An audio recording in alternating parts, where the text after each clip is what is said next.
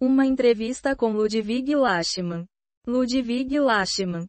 Nota do editor. Em 17 de dezembro de 1990. Na cidade de Johannesburg, África do Sul, faleceu Ludwig Lachmann. Lachmann foi um dos responsáveis pelo renascimento da escola austríaca na década de 1970. Junto de outros pensadores, como Murray Rothbard e Israel Kirzner. Lachmann foi aluno de Frederick Hayek na London School of Economics, onde participou ativamente do debate acadêmico com os keynesianos. Suas principais contribuições à escola austríaca estão no campo da teoria do capital e das expectativas. A seguir, reproduzimos uma entrevista de Lachmann em novembro de 1978, onde ele comenta sua relação com Mises e Hayek, a evolução do debate no auge do keynesianismo e o embate dos austríacos com outras escolas de pensamento, principalmente os monetaristas. O professor Ludwig M. Lachmann, um dos membros mais proeminentes da escola austríaca, centrou sua longa e produtiva carreira em torno da importância do subjetivismo na economia.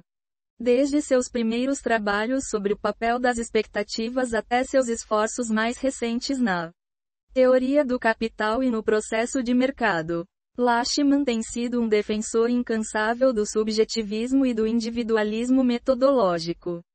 Entre suas outras contribuições, destacam-se seus ensaios compilados em Capital, Expectation and the Market Process. Seu livro, Capital and its Structure. As discussões sobre metodologia e o significado das instituições em The Legacy of Max Weber. E seu ataque incisivo à macroeconomia moderna em seu Macroeconomic Thinking and the Market Economy. Uma coleção de seus ensaios. Capital, Expectation and the Market Process. Foi publicada recentemente, e seu Capital and its Structure será reimpresso em breve. Entre suas outras contribuições, destacam-se as discussões sobre metodologia e o significado das instituições em The Legacy of Max Weber, e seu ataque incisivo à macroeconomia moderna em seu Macroeconomic Thinking and the Market Economy. O professor Lachmann foi entrevistado em 18 de novembro de 1977. Pouco antes de seu retorno à África do Sul e perto do final de sua nomeação de 3 anos como professor visitante de economia na NYU. Esta entrevista foi conduzida por Richard M. Ebelin e Gary G. Short. Professor Lachmann, você tem sido um dos principais contribuintes para a tradição austríaca por 40 anos. Como você se interessou pela escola austríaca? Lachmann. Bem, eu cresci na Berlim da República de Weimar, onde o credo oficial era uma espécie de socialismo revolucionário. Eu não gostava daquilo. Então, naturalmente, eu estava procurando por algo diferente. Eu tinha lido Schumpeter e fiquei bastante impressionado. Um dia, eu realmente não sei por que acidente, me deparei com um artigo de Mises, que, você deve se lembrar, começou a publicar ensaios metodológicos nos jornais alemães no final dos anos 1920. Não me lembro da primeira ocasião em que me deparei com um desses artigos, mas o li e achei muito interessante. Em particular, a economia austríaca que Mises defendeu parecia ser algo bastante diferente do que eu conhecia dos livros didáticos. Eu me interessei e li mais Mises e foi assim que me tornei um austríaco. Você conheceu Mises enquanto morava na Alemanha? Lachmann. Eu o encontrei uma vez em junho de 1932. Um ano antes de Hitler chegar ao poder. Houve uma conferência em Berlim. Uma Conferência Econômica Mundial, como era chamada, que havia sido organizada por um dos grandes jornais liberais de Berlim. Mises havia sido convidado para a conferência e eu convenci alguém da equipe do editor financeiro daquele jornal a me apresentar a Mises. A reunião, é claro, não durou mais do que 2 minutos. Mas eu conheci Mises dessa maneira. Depois que você se mudou para a Inglaterra em 1933. Você se tornou assistente de pesquisa de Hayek. Que tipo de tópicos geralmente eram de interesse no famoso seminário Hayek-Robbins? Lachman. Em geral, problemas do ciclo econômico e da teoria do capital. Na verdade, trabalhei em depressões secundárias, ou seja, o que Hayek usou pela primeira vez para chamar de processo de deflação secundária. Uma palavra que foi cunhada por um economista alemão para denotar aquela parte do processo de depressão que vai além de qualquer tipo de desajuste primário. Ou seja, aquele tipo de depressão que não seria um processo de ajuste no sentido hayekiano. Foi então, 1933, admitido que uma depressão desse tipo poderia se desenvolver e acho que todos admitiram que em 1933, o mundo estava em um processo de depressão secundária. Você falou várias vezes sobre a importância das expectativas na teoria dos ciclos econômicos. O que primeiro atraiu seu interesse para as expectativas no que diz respeito à questão do ciclo de negócios? Lachman. Conversando com Paul Rosenstein-Rodin, que era então professor na University College, Londres, não tecnicamente na London School of Economics, mas ele deu um curso sobre a história do pensamento econômico para o qual todos nós que éramos estudantes de pesquisa fomos. Foi Rosenstein-Rodin quem, ao discutir comigo a teoria austríaca dos ciclos econômicos, disse: sim, mas o que quer que aconteça no ciclo econômico é, em primeiro lugar, determinado pelas expectativas. E então ele me contou sobre o trabalho que havia sido feito na Suécia. Quando você chegou à Inglaterra, obviamente deve ter visto a grande preocupação que muitos economistas ingleses estavam dando ao problema da Grande Depressão. Como você percebeu a interpretação inglesa da Grande Depressão? Lachman. Bem, não houve interpretação em inglês como tal. Havia a interpretação da London School of Economics, que, é claro, era a interpretação de Hayek que você também encontra refletida no livro de Lionel Robbins, The Great Depression, publicado em 1934. Essa foi a interpretação de Londres. Percebi então que havia, em Cambridge, um tipo diferente de interpretação. Mas no começo foi algo bastante difícil de conseguir. Então percebi que, até certo ponto, era algo com o qual eu já estava familiarizado. Eu tinha vindo pela primeira vez para a Inglaterra para o período de verão em 1931 e estive em Cambridge por alguns dias. E graças a uma introdução que Schumpeter me deu, conheci R. F. Kahn, que me contou sobre o multiplicador que estava sendo descoberto. Na verdade, foi pouco antes de eu conhecê-lo que o famoso artigo de Kahn apareceu no Economic Journal. Então, de certa forma, eu sabia sobre o multiplicador, mas não sabia muito mais. Você esteve muito envolvido com os debates entre Cambridge e Londres? Havia contato constante entre as partes. Ou elas estavam isoladas e não conversavam entre si? Lachman. Não havia questão de isolamento. Nós conversamos um com o outro. Posso lembrá-lo de que a Review of Economic Studies foi iniciada no outono de 1933 como uma joint venture por estudantes de Londres, Cambridge e Oxford. Então houve contato. E o contato tornou-se ainda mais íntimo quando, em 1935, Aba Lerner, um produto da London School, foi para Cambridge. Depois disso, houve por alguns anos um seminário conjunto em Londres, Cambridge e Oxford, ou seja, um seminário conjunto dos estudantes de pesquisa em economia dessas três universidades. Qualquer pessoa de outra universidade que estivesse interessada poderia participar. É claro. E eles se reuniriam um domingo por mês em uma das três cidades e discutir a economia mais ou menos keynesiana. Que tipo de recepção você notou que foi tomada pelos economistas quando a teoria geral apareceu? Lachman. Foi um grande sucesso. E imediatamente. Isso eu acho que posso dizer. Naturalmente, houve alguma discussão. Nem todo mundo entendeu tudo de uma vez. Eu tinha alguma vantagem ou nós, em Londres, tínhamos alguma vantagem porque tínhamos Lerner explicando o que tudo isso significava. E este foi um ensino muito bom. De fato.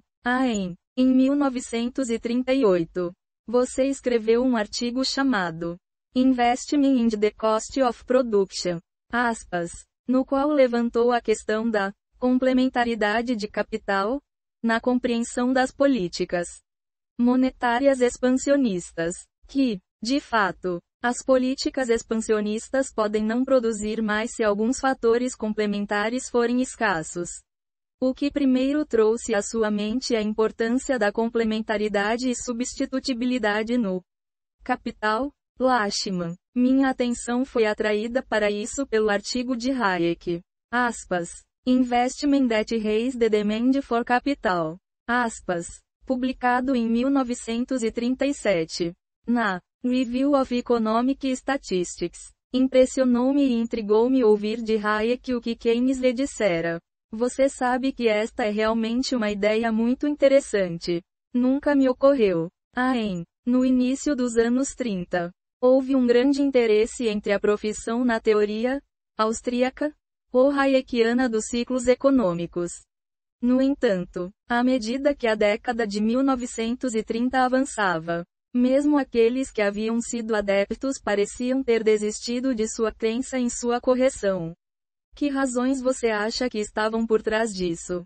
Lachman. Bem, você provavelmente conhece as duas cartas diferentes para o London Times, que apareceram em outubro de 1932. Isso, é claro, foi antes de eu vir para Londres. Em uma delas, Keynes e alguns economistas de Cambridge que não eram, em geral, seus amigos, como Pigou e Dennis Robertson, exigiram que o governo tomasse medidas contra o desemprego. E 3 dias depois, Hayek, Robbins e Arnold Plant enviaram outra carta dizendo que qualquer coisa que o governo fizesse por meio de obras públicas ou métodos semelhantes só pioraria as coisas e não teria o efeito que Keynes alegou que teria. Ou seja, os austríacos pareciam comprometidos com uma política de deflação contínua. Acontecesse o que acontecesse. Sim, tenho certeza de que a aparente insistência dos austríacos de que a depressão deve seguir seu curso no sentido de que tanto os preços quanto os salários em geral devem cair parecia tornar cada vez mais difícil para a maioria dos outros economistas apoiá-la.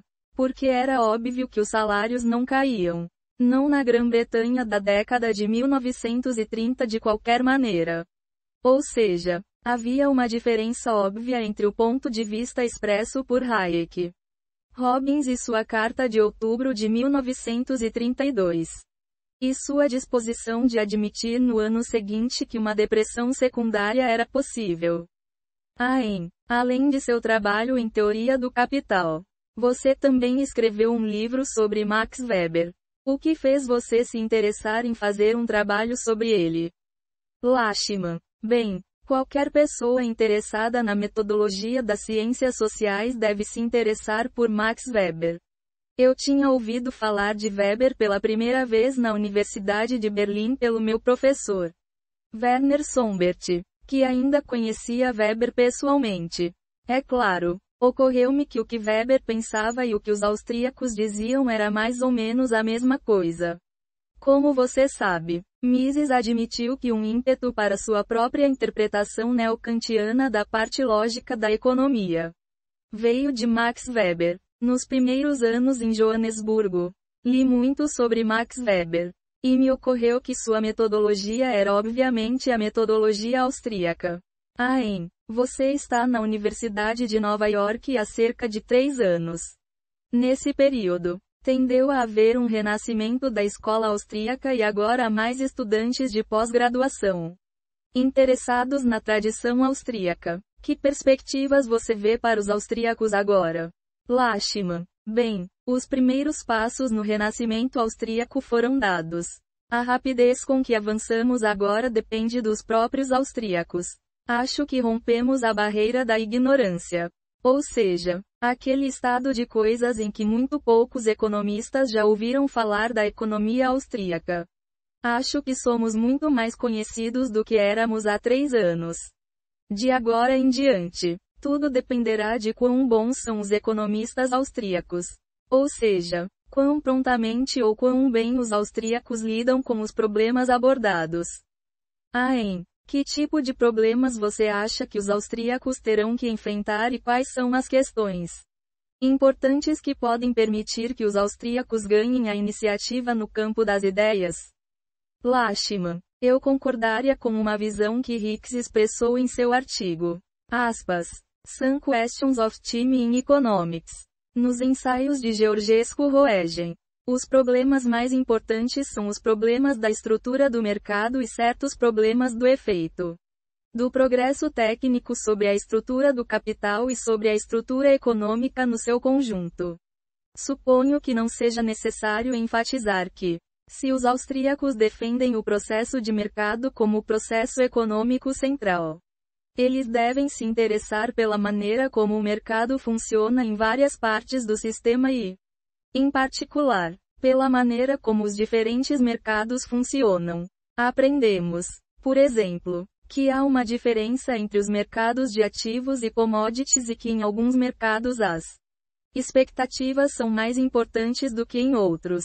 Tudo isso, eu acho, deveria ser mais desenvolvido, incluindo, é claro, o problema dos mercados futuros, que, por assim dizer, nos foi lançado por certas figuras neoclássicas proeminentes. O outro é o problema com o qual Hicks tem tentado lidar. Questões de progresso técnico em uma economia na qual a maioria dos bens de capital é durável e onde os efeitos do progresso técnico só começam a se mostrar gradualmente e apenas no início em alguns setores do sistema, mas não em outros. Agora, isso pode levar a alguma revisão da teoria austríaca dos ciclos econômicos. O assunto sobre o qual me tornei um tanto cético. Ainda me parece que a insistência de Wickel de que o ciclo econômico tem algo a ver com a taxa desigual de progresso técnico em diferentes partes do sistema foi fundamentalmente sólida. E espero que os economistas austríacos de alguma forma encontrem uma maneira de incorporar essas visões na teoria austríaca dos ciclos econômicos. Tal como está. É claro, não há qualquer referência ao progresso técnico. Mas é certamente claro que no mundo real isso importa. Outro problema que os austríacos devem enfrentar é um exame crítico de certos conceitos que são usados por outros economistas. Outro dia, ouvindo o professor Tobin, soube-se que ele achava que havia um bom excesso de capacidade no momento na economia americana. Agora, como exatamente alguém faria para medir isso? Parece-me que os economistas que se interessam por problemas de capital devem se interessar por questões como excesso de capacidade. Como você acha que os austríacos devem se relacionar com o trabalho recente em Chicago? Lachmann. Em primeiro lugar, devemos distinguir entre questões práticas, questões teóricas e questões filosóficas. Agora, em questões práticas, suponho que podemos concordar. Pessoalmente, estou disposto a concordar com muitas das recomendações práticas de Milton Friedman, como combater a inflação, por exemplo, e parece-me que sobre o que ele chama de taxa natural de desemprego. Ele disse muita coisa que faz todo o sentido. Mas isso não significa que devemos necessariamente concordar com o nível teóricos. Por exemplo, a taxa natural de desemprego é um mínimo que todos nós poderíamos aceitar. Ou é, como me parece, um mínimo e um máximo. E há algumas outras questões. Mas acho que, no nível filosófico, um verdadeiro abismo boceja entre pelo menos alguns dos pensadores de Chicago e nós. Minha impressão ao ler certas publicações recentes de Chicago, como o famoso artigo de Gustibus non est disputandum, março de 1977, é que esses economistas não entendem a diferença entre ação e reação. Eles parecem não estar dispostos a admitir que existe algo como ação espontânea no mundo. Pois, se existe ação espontânea, ela também ocorrerá no campo econômico. E se isso ocorre no campo econômico, então evidentemente não pode ser previsto. Os economistas de Chicago parecem apegados à noção de que a previsão tornará tudo realidade. É por meio de previsões e testes preditivos que somos capazes de distinguir o que é verdade no final do que não é verdade. Mas em um mundo em que existe ação espontânea, tal ação evidentemente não pode ser prevista. Então, eu sinto que é muito difícil ver como podemos concordar com eles em tais assuntos. Parece-me decorrer da rejeição austríaca da previsão como um teste de teorias que, novamente, ao contrário dos chicaguistas, temos que ter muito cuidado com as suposições que estamos fazendo. Porque se fizermos suposições que não são realistas, obteremos resultados que não são realistas. Em Chicago, eles não parecem estar interessados em quais suposições fazem, desde que tenham a possibilidade de previsão. Parece-me que devemos ser muito cuidadosos com o realismo de nossas suposições e os austríacos devem, em geral, insistir exatamente nisso. Como você vê a relação dos keynesianos com os austríacos? Lachmann. Agora, isso é um pouco mais difícil porque surge a pergunta: quem são agora os keynesianos? Percebi que um certo economista que sempre pensei ser keynesiano se descreveu como um não monetarista. Então, parece-me que austríacos e keynesianos têm certas coisas em comum. Eles têm uma metodologia comum, que no caso dos austríacos é estabelecida, é claro, na ação humana de Mises. E o que eu diria no que diz respeito a Keynes é expresso sucintamente na famosa carta a Roy Herod, de 16 de julho de 1938, que citei várias vezes. A economia não é uma ciência natural. Ela tem que lidar com propósitos humanos. Isso, por assim dizer, nos une aos keynesianos em relação a alguns outros economistas. Esse tipo de subjetivismo, o que também considero que temos em comum, é um interesse geral pelos fatos. Afinal, estamos vivendo no mesmo mundo. E presume-se que aceitamos que os fatos importam. Uma proposição que em Chicago não parece ser tão prontamente aceita. Mas se admitirmos que os fatos importam, então devemos ser capazes de estabelecer esses fatos. Você mencionou o comentário de Keynes no qual ele fez uma declaração metodológica. Na verdade, a maioria dos keynesianos, pelo menos nos Estados Unidos, segue uma metodologia que se limita a um estudo de médias e agregados. É possível ver essa relação quando, na verdade, eles operam em sua maioria com um holismo metodológico? Lachmann, eu não sei o que você tem em mente. E então, é claro, surge novamente a questão de quem é keynesiano. Eu apontaria, por exemplo, que em um livro como Money and the Real World, de Paul Davidson, o subjetivismo está afinal presente. Eu não conheceria nenhum bom exemplo do que você chama de holismo metodológico. O simples fato de alguém lidar com macroagregados não significa necessariamente que ele não seja metodologicamente um individualista. Isso foi, eu acho, trazido muito bem por Frank Hahn, em sua famosa crítica a Friedman. Eu diria que o simples fato de alguns economistas estarem interessados em macroagregados não prejudica necessariamente seu subjetivismo metodológico. Ainda deixa o caminho aberto para explicar os fenômenos relativos aos macroagregados. Em última análise, em termos de motivos humanos. Como, por exemplo, o próprio Keynes fez quando tentou dividir a demanda por dinheiro. Dinheiro como macroagregado. Nos famosos motivos. Essa foi uma tentativa de subjetivismo. Pelo menos. Um teórico que disse que ele vem de uma tradição keynesiana é Shekels. E ele diz que está tentando desenvolver o subjetivismo que vê em Keynes. Em particular os pensamentos de Keynes sobre as expectativas. Que relação você vê entre o trabalho de Shekels e o dos austríacos?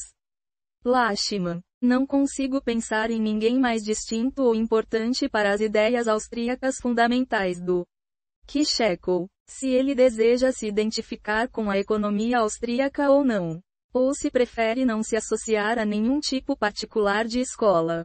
É uma atitude que certamente se pode apreciar. Considero Jekyll como, de fato, um austríaco. Você teve a oportunidade de conhecer bem Jekyll em seus dias na London School. Lashman. Razoavelmente bem, eu diria. Nós dois fomos estudantes de pesquisa com Hayek por 2 anos entre 1935 e 1937. Certamente conversamos com muita frequência. Além disso, esses anos incluem o ano crucial de 1936, no qual The General Theory foi publicado. Professor Lashman, os austríacos sempre enfatizaram a importância do mecanismo de preços na disseminação de informações e como uma ferramenta locativa para a utilização eficiente de recursos em uma economia. O mundo ocidental está agora enfrentando a situação em que um preço importante é cada vez mais inflexível para baixo, ou seja, salários, particularmente na Inglaterra. Que tipos de recomendações políticas ou que tipos de insights teóricos um austríaco pode dar em um mundo em que os salários são rígidos para baixo? Lashman. Tudo o que se pode dizer, é claro, é que seria melhor se os salários não fossem tão rígidos quanto são. E acho que os economistas austríacos deveriam dizer a todos que estão dispostos a ouvi-los que os salários inflexíveis para baixo não são do interesse da sociedade nem do interesse dos trabalhadores em questão, que em uma economia de mercado não é o caminho da sabedoria nunca reduzir o preço do que se tem para vender. Uma coleção de seus ensaios foi publicada recentemente. Talvez você queira dizer 1 ou 2 palavras sobre isso. Lashman. A coleção de ensaios. Capital. Expectation in the Market Process. É, obviamente, uma seleção de artigos que escrevi. O mais antigo de 1940. Aspas. A Reconsideration of the Austrian Theory of Industrial Fluctuations. Aspas. Acho que, em geral, esses artigos refletem tanto minha reação à economia keynesiana quanto meu crescente desencanto com o que foi chamado de economia ortodoxa ou convencional. Tenho algum orgulho de um artigo que será incluído e que saiu originalmente em fevereiro de 1943. Aspas. The Role of Expectation in Economics as a Social Science. Aspas. Antes de 1942. Quando escrevi o artigo, não havia ficado claro para mim que a introdução de expectativas na economia significaria uma grande revisão da teoria econômica. E este tem sido um dos temas sobre os quais escrevo desde 1943. Ou seja, fundamentalmente, a incompatibilidade de um mundo em que a ação espontânea existe e as expectativas são tão subjetivas quanto as preferências. Que planos você tem para o futuro próximo? Você tem algum livro em particular no qual está trabalhando ou continuará escrevendo nesse sentido? Lashman. Não. Eu só pretendo escrever nesse sentido enquanto me for permitido. Este artigo foi originalmente publicado em Mises Institute.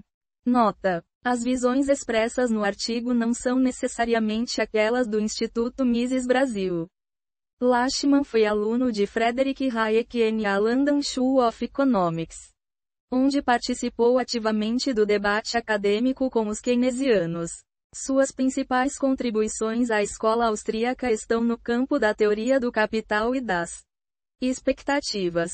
Entre suas outras contribuições, destacam-se seus ensaios compilados em Capital, Expectation in the Market Process, seu livro Capital and its Structure, as discussões sobre metodologia e o significado das instituições em The Legacy of Max Weber e seu ataque incisivo à macroeconomia moderna em seu Macroeconomic Thinking and the Market Economy.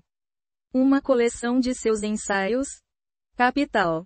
Expectation in the Market Process. foi publicada recentemente, e seu Capital and its Structure será reimpresso em breve. Entre suas outras contribuições, destacam-se as discussões sobre metodologia e o significado das instituições em The Legacy of Marx. Weber e seu ataque incisivo à macroeconomia moderna em seu Macroeconomic Thinking in the Market Economy. Lachman, conversando com Paul Rosenstein Rodin, que era então professor na University College, Londres, não tecnicamente na London School of Economics, mas ele deu um curso sobre a história do pensamento econômico para o qual todos nós que éramos estudantes de pesquisa fomos. Foi Rosenstein Rodin quem, ao discutir comigo a teoria austríaca dos ciclos econômicos, disse: sim, mas o que quer que aconteça no ciclo econômico é, em primeiro lugar, determinado pelas expectativas. E então ele me contou sobre o trabalho que havia sido feito na Suécia. Lachman: bem, não houve interpretação em inglês como tal. Havia a interpretação da London School of Economics que, é claro, era a interpretação de Hayek que você também encontra refletida no livro de Lionel Robbins, The Great Depression, publicado em 1934. Essa foi a interpretação de Londres. Percebi então que havia, em Cambridge, um tipo diferente de interpretação. Mas no começo foi algo bastante difícil de conseguir. Então percebi que, até certo ponto, era algo com o qual eu já estava familiarizado. Eu tinha vindo pela primeira vez para a Inglaterra para o período de verão em 1931 e estive em Cambridge por alguns dias. E graças a uma introdução que Schumpeter me deu, conheci R. F. Kahn, que me contou sobre o multiplicador que estava sendo descoberto. Na verdade, foi pouco antes de eu conhecê-lo que o famoso artigo de Kahn apareceu no Economic Journal. Então, de certa forma, eu sabia sobre o multiplicador, mas não sabia muito mais. Lachman: não havia questão de isolamento. Nós conversamos um com o outro. Posso lembrá-lo de que a Review of Economic Studies foi iniciada no outono de 1933 como uma joint venture por estudantes de Londres, Cambridge e Oxford. Então houve contato. E o contato tornou-se ainda mais íntimo quando, em 1935, Aba Lerner, um produto da London School, foi para Cambridge. Depois disso, houve por alguns anos um seminário conjunto em Londres, Cambridge e Oxford, ou seja, um seminário conjunto dos estudantes de pesquisa em economia dessas três universidades. Qualquer pessoa de outra universidade que estivesse interessada poderia participar. É claro. E eles se reuniriam um domingo por mês em uma das três cidades e discutiria a economia mais ou menos keynesiana. Em 1938, você escreveu um artigo chamado Investment in the Cost of Production, no qual levantou a questão da complementaridade de capital na compreensão das políticas monetárias expansionistas, que, de fato, as políticas expansionistas podem não produzir mais se alguns fatores complementares forem escassos.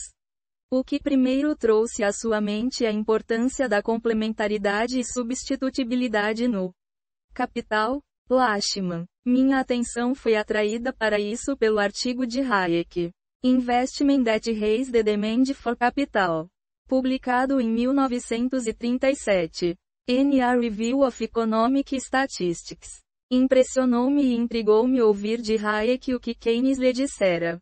Você sabe que esta é realmente uma ideia muito interessante. Nunca me ocorreu. Lachman: bem, você provavelmente conhece as duas cartas diferentes para o London Times que apareceram em outubro de 1932. Isso, é claro, foi antes de eu vir para Londres.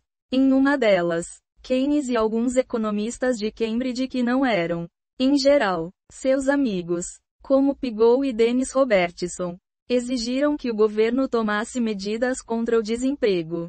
E 3 dias depois, Hayek, Robbins e Arnold Plant enviaram outra carta dizendo que qualquer coisa que o governo fizesse por meio de obras públicas ou métodos semelhantes só pioraria as coisas e não teria o efeito que Keynes alegou que teria. Lashman. Eu concordaria com uma visão que Hicks expressou em seu artigo Some Questions of Time in Economics, nos ensaios de Georgescu Roegen. Os problemas mais importantes são os problemas da estrutura do mercado e certos problemas do efeito do progresso técnico sobre a estrutura do capital e sobre a estrutura econômica no seu conjunto. Suponho que não seja necessário enfatizar que, se os austríacos defendem o processo de mercado como o processo econômico central, eles devem se interessar pela maneira como o mercado funciona em várias partes do sistema e, em particular, pela maneira como os diferentes mercados funcionam. Aprendemos, por exemplo, que há uma diferença entre os mercados de ativos e commodities e que em alguns mercados as expectativas são mais importantes do que em outros.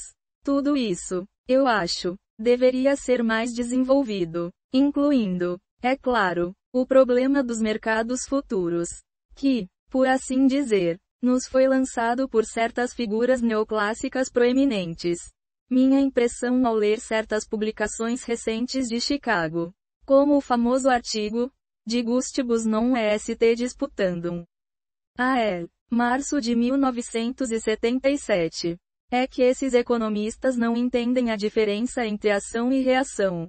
Eles parecem não estar dispostos a admitir que existe algo como ação espontânea no mundo.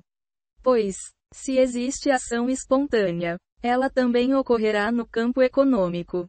E se isso ocorre no campo econômico, então evidentemente não pode ser previsto. Os economistas de Chicago parecem apegados à noção de que a previsão tornará tudo realidade. É por meio de previsões e testes preditivos que somos capazes de distinguir o que é verdade no final do que não é verdade. Mas em um mundo em que existe ação espontânea, tal ação evidentemente não pode ser prevista. Então, eu sinto que é muito difícil ver como podemos concordar com eles em tais assuntos. Lashman. Eu não sei o que você tem em mente. E então, é claro, surge novamente a questão de quem é keynesiano. Eu apontaria, por exemplo, que em um livro como Money and the Real World de Apple Davidson, o subjetivismo está afinal presente. Eu não conheceria nenhum bom exemplo do que você chama de holismo metodológico. O simples fato de alguém lidar com macroagregados não significa necessariamente que ele não seja metodologicamente um individualista. Isso foi, eu acho, trazido muito bem por Frank Hahn, em sua famosa crítica a Friedman. Eu diria que o simples fato de alguns economistas estarem interessados em macroagregados não prejudica necessariamente seu subjetivismo metodológico. Ainda deixa o caminho aberto para explicar os fenômenos relativos aos macroagregados. Em última análise, em termos de motivos humanos. Como, por exemplo, o próprio Keynes fez quando tentou dividir a demanda por dinheiro. Dinheiro como macroagregado. Nos famosos motivos. Essa foi uma tentativa de subjetivismo. Pelo menos.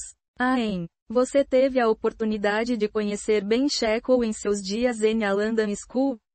Lashman. Razoavelmente bem, eu diria. Nós dois fomos estudantes de pesquisa com Hayek por 2 anos entre 1935 e 1937. Certamente conversamos com muita frequência. Além disso, esses anos incluem o ano crucial de 1936. No qual The General Theory foi publicado. Lashman. A coleção de ensaios. Capital. Expectation in the Market Process. É, obviamente, uma seleção de artigos que escrevi. O mais antigo de 1940. A Reconsideration of the Austrian Theory of Industrial Fluctuations. Acho que, em geral, esses artigos refletem tanto minha reação à economia keynesiana quanto meu crescente desencanto com o que foi chamado de economia ortodoxa ou convencional. Tenho algum orgulho de um artigo que será incluído e que saiu originalmente em fevereiro de 1943. The Role of Expectation in Economics as a Social Science. Antes de 1942. Quando escrevi o artigo, não havia ficado claro para mim que a introdução de expectativas na economia significaria uma grande revisão da teoria econômica. E este tem sido um dos temas sobre os quais escrevo desde 1943. Ou seja, fundamentalmente, a incompatibilidade de um mundo em que a ação espontânea existe e as expectativas são tão subjetivas quanto as preferências. Este artigo foi originalmente publicado em Mises Institute.